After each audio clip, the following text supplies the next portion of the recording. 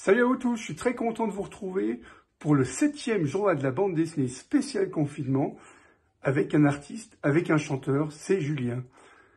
C'est mon invité parce qu'il a sorti un album il y a quelques mois et en même temps, c'est lui qui m'a prêté sa musique pour le générique de l'émission du journal de la bande dessinée. Salut Julien. Salut Pal. Ça fait plaisir de te voir. Ah, moi aussi à fond. Oui, oui.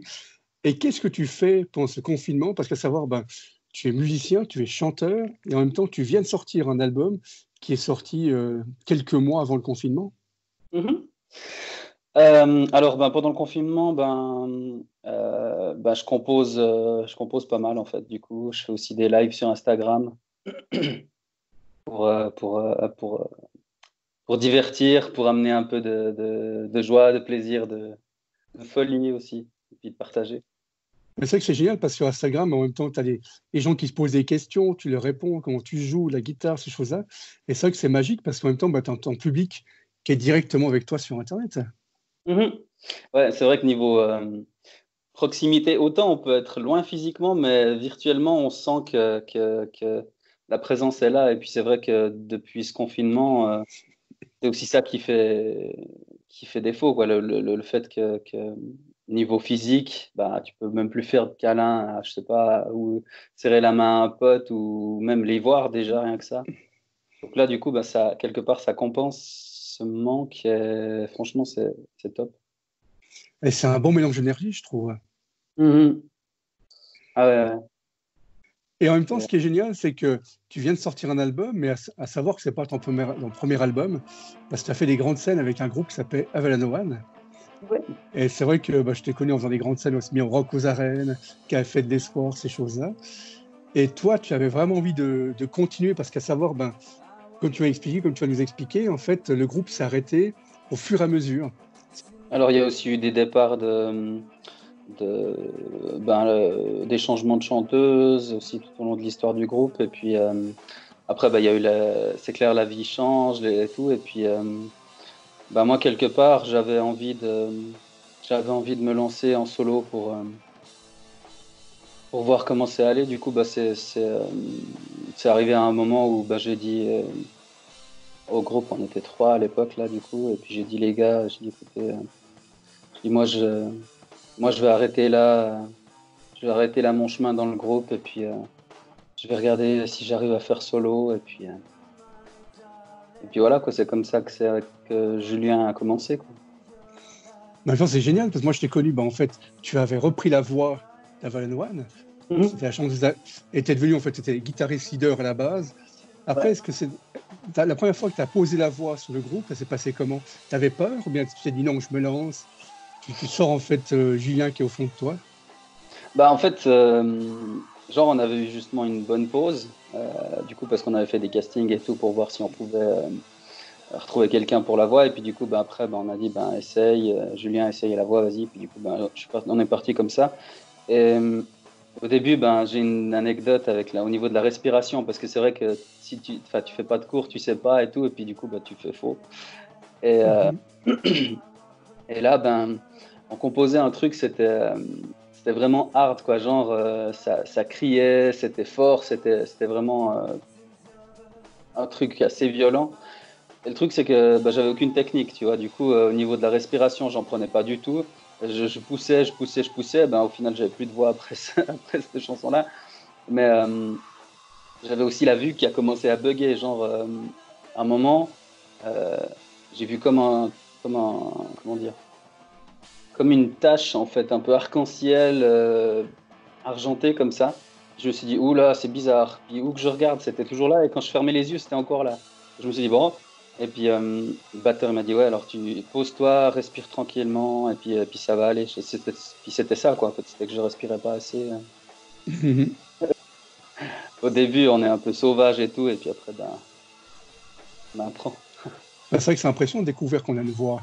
Parce que toi, tu as une voix, c'est-à-dire que tu peux chanter tout ce que tu veux, aussi bien bah, des tubes comme Radiohead, aussi bien des morceaux qu'on écoute tes morceaux, on a l'impression pas que c'est du placebo alors que c'est toi qui as écrit. Donc c'est vrai que c'est Mhm. impressionnant d'avoir toutes ces voix-là en toi. Ah ouais, ouais, c'est clair que bah là, de nos jours, du coup, c'est vrai que il a fallu quand même un moment d'apprentissage, de travail pour la voix, parce qu'au début, ben, quand je chantais, j'aimais pas du tout ma voix, quoi. Et puis, Mhm. du coup, ben, avec le temps, ben, j'ai pu prendre des cours aussi, et puis affiner ma technique. Et puis, j'ai toujours aimé un peu faire le clown, tu vois, avec des voix, faire Mhm. le petit peu, ou bien comme ça, tu vois. Du coup, et puis, ben, Placebo, c'est clair que c'est un de mes groupes préférés. Avec Muse aussi, du rock Ah des oui. années un peu 2000 comme ça. Et puis du coup, bah, c'est vrai que bah, j'ai du plaisir à quelque part aussi. C'est comme un peu rendre hommage à ce style-là, tu vois, à cette époque-là. Puis ouais, c'est vrai que c'est cool de pouvoir s'amuser comme ça. Et toi, tu avais beaucoup de scènes, mais quelle est la scène qui t'a le plus marqué? Pff, franchement, elles ont toutes quelque chose, quoi. Mais celle qui m'a le plus marqué, bah, c'était celle où on était encore cinq dans le groupe. Et puis on avait fait la première partie de Grégoire au Festival des Bisons à Boncourt. Ouais. C'était dans une tente couverte de 4000 personnes. Et Ah, ça, ça surprend. ah, ah là là là là. Ouais, ça, c'était le truc de fou, quoi. Le meilleur souvenir, ouais. Franchement, c'était ça, quoi.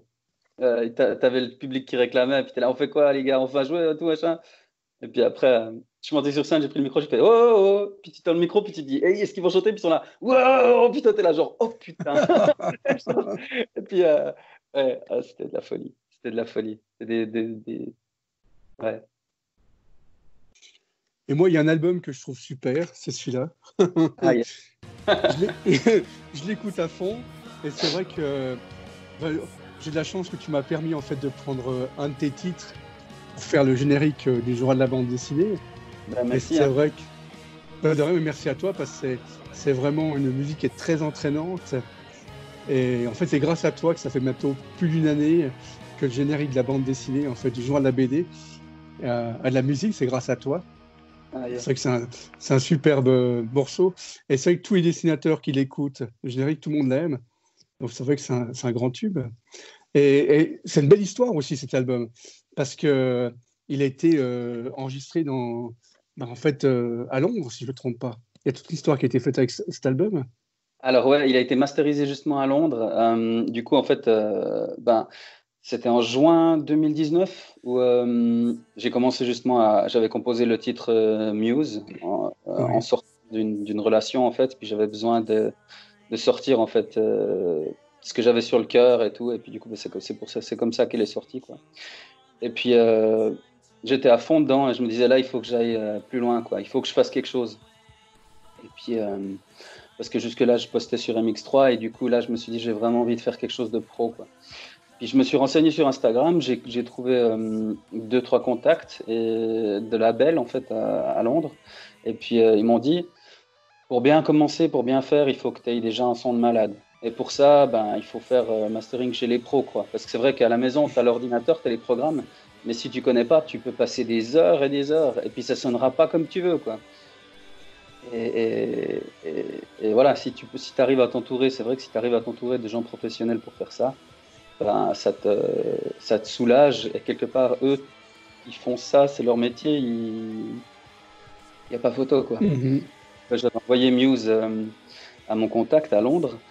C'est Pete Maher, il s'appelle Pete Maher. Et puis il a eu bossé avec Linkin Park, Depeche Mode, U2, Lana Del Rey. Et du coup, ben, je lui ai envoyé mon titre, et puis lui, en trois soirs, ben, il me l'a retourné, quoi. Et puis j'étais là, et j'ai mis le casque, et quand j'ai fait play, ben, j'ai pleuré, quoi.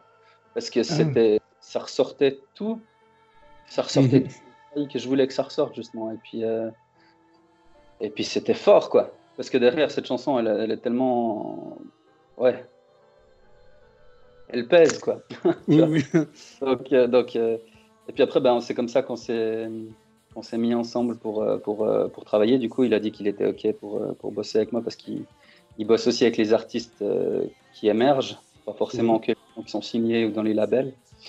Et du coup, ben, c'est comme ça qu'on est parti avec un programme de 3 titres. Tous les 3 titres, je lui envoyais tous les 3 titres qui étaient mixés, enregistrés et tout. Ben, je lui envoyais. Et puis en attendant, ben, je retravaillais sur d'autres titres et tout. Puis quand j'en avais 3, je lui renvoyais. Puis ça, on travaillait comme ça. En fait. Ah, c'est magique. Est-ce que ça veut dire que tu aurais peut-être des ouvertures à Londres pour aller faire un concert une fois? Alors, ben, je touche du bois. Oui. Franchement, ben, lui, il m'a dit qu'il aimait beaucoup la couleur de l'album, en fait. Il aimait aussi beaucoup comment les chansons se déroulaient, en fait, dans l'ordre et ce que ça amène. Et du coup, ben, je suis content. Et puis, ben, après, on verra, du coup, si là, je me suis pas encore approché de lui par rapport à ça, mais à voir, quoi. Ce serait cool. Et là, je pense que pendant le confinement, tu n'arrêtes pas d'écrire, tu n'arrêtes pas de jouer. Tu es déjà en projet sur un prochain album, alors. Ouais, depuis le confinement, j'ai quatre bonnes idées qui sont bien avancées, dont une que j'ai travaillée spécialement pendant ce long week-end de Pâques. Oui. J'ai fait des horaires de malade, mais ça vaut la peine. C'est vraiment ouf. Ouais, je me réjouis de. Elle sera en français.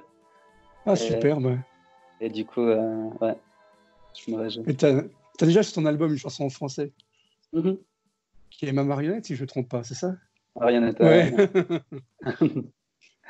Ouais. Est-ce que ça donne envie d'écrire plus en français ou bien parce que toi, tu es bilingue, c'est-à-dire que tu parles aussi bien anglais que français, mais quand tu écris, c'est plus anglais à la base, c'est juste? Ouais, je pars facilement plutôt sur l'anglais, ouais, parce que ben, du coup, ben, j'avais fait à l'école l'anglais, tu vois, et tout, puis du coup, ben, Oui. j'ai toujours aimé les langues, et puis quelque part, l'anglais, je trouve que c'est plus sympa à jouer du rock ou partir comme ça là-dessus.